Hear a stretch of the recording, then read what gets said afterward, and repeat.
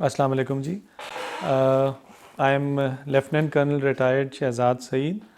I am a graduate of Army Medical College and I did my fellowship in ophthalmology in the year 2000, and then I did my second fellowship in vitreoretinal ophthalmology in 2014. So my field of interest is basically general ophthalmology and vitreoretina, but I have a special interest in glaucoma, and for the last 4 or 5 years I am working on different types of studies related to glaucoma. I recently got retired from the army. I took early retirement. I was posted to CMH Quetta lastly till 31st of December, and I was also teaching at Quetta Institute of Medical Sciences, which is the medical college linked with CMH Quetta. Recently, I have opened up my own eye center by the name of Islamabad Eye Center at Blue Area, Islamabad, and currently I am practicing here. Glaucoma is basically a neurological disease of the eye. In simple Urdu, like most of the people refer to it, it is called Kala Motia, and anything related to black color seems to be sinister. So the problem with glaucoma is that it damages the optic nerve and certain layers of the retina, and the issue is that this damage caused by glaucoma is irreversible. And the second issue is that primary open angle glaucoma, which is the most common form of glaucoma that we see in our practice, it does not have any symptom till the time maximum amount of damage has already occurred. And like I said, the damage is irreversible. So that is the reason why this disease is dreaded not only by the patients but also by the doctors. Basically, primary open angle glaucoma does not have any symptom or signs. The other types of glaucomas which are secondary, in which there is acute rise of pressure, the patient feels deterioration of vision which is sudden in onset, pain in the eyes, watering and photophobia. But unfortunately, primary open angle glaucoma usually does not have any symptom. Advanced cases of primary open angle glaucoma do give visual field defects and decreased vision, and the patient at that stage usually comes to us with these symptoms. So if a patient has glaucoma and it goes undiagnosed, or the patient is not taking treatment, slowly and steadily the optic nerve begins to get damaged, and that causes a permanent visual deterioration in the eye, ranging from anything from 6/60 to even perception of light negative.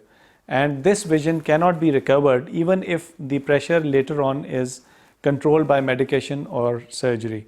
So most patients usually do not come to us with any symptom. What we do is that every patient above the age of 40 years or patients with family history of glaucoma, we always check the intraocular pressure in that patients, we always check the disc, and if we find a suspicion in both of these, then we go for certain specific tests to diagnose and then treat glaucoma. Well, the damage by glaucoma depends on multiple factors, but the main factor and the only modifiable factor is the intraocular pressure. So the normal intraocular pressure ranges from 10 millimeters of mercury to 21 millimeters of mercury.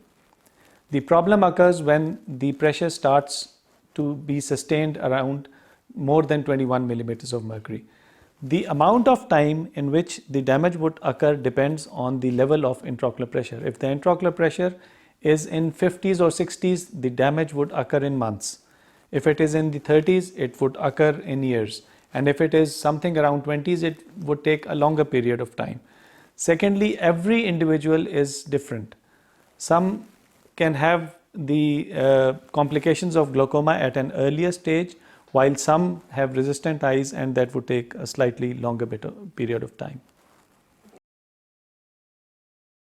The treatment of primary open angle glaucoma, one is the medical treatment, in which we have different sets of drops like beta blockers, carbonic anhydrase inhibitors, prostaglandin analogues, sympathomimetics, pilocarpine.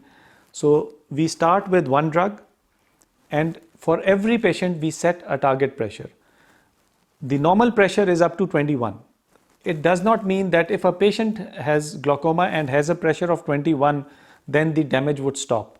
In certain patients, we need the pressure to be around 12 to 14 or maximum 16. What we do nowadays is that we keep a pressure in our mind something around 14 to 16, and we would want the pressure of the patient to be somewhere in between that.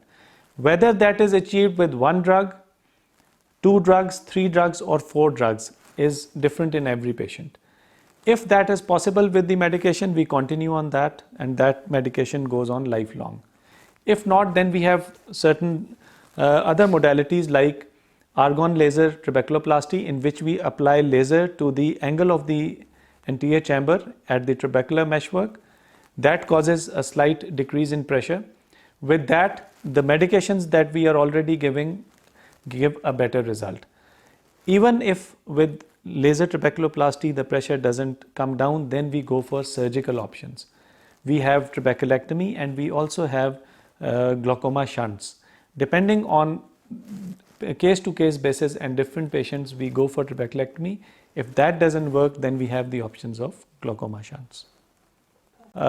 So basically, glaucoma is rise in the internal pressure of the eye. There are ocular as well as systemic diseases which augment this disease. Like if a person has hypertension, the likelihood of developing and progressing glaucoma in that patient are higher as compared to a normal person. Similarly, the high myopes, the short-sighted people, they have a higher incidence of glaucoma as compared to normal individuals.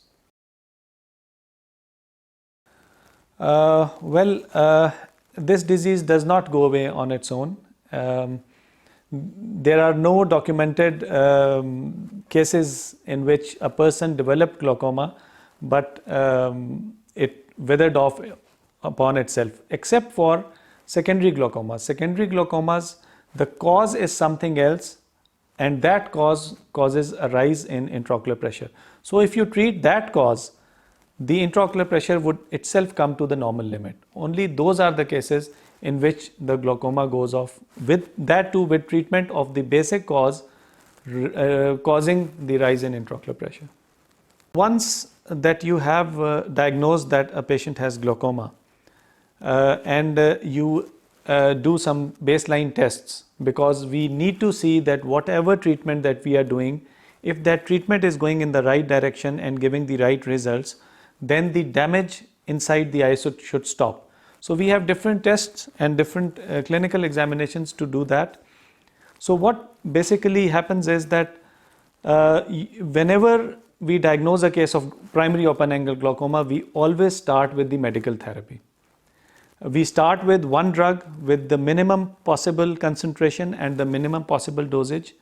If that brings the pressure down to the target pressure that we have set for that patient, then we continue the patient on that medication. If it does not, then we can increase the frequency or the potency of the drug, or we can add other drugs also. We give up to 4 drugs to the patient to control the intraocular pressure. If the patient cannot comply with the treatment, cannot afford that treatment because these drops are expensive, or these drops are not bringing the intraocular pressure down, then only we go for either laser treatment or we go for surgery. So like I said, glaucoma is a silent killer. The patient does not know that the damage is occurring inside the eye till the time it has reached a stage when it would give the signs and symptoms. And the symptoms and signs come when 30% irreversible damage has already occurred. So what we request the patients, especially those who are 40 years and above and who have a family history of glaucoma, that they must see their eye specialist at least once a year, get their intraocular pressure checked, and if there is any suspicion of glaucoma, the doctor would advise certain baseline investigations to rule out the earliest damage that can be picked out before the patient has any symptoms or signs.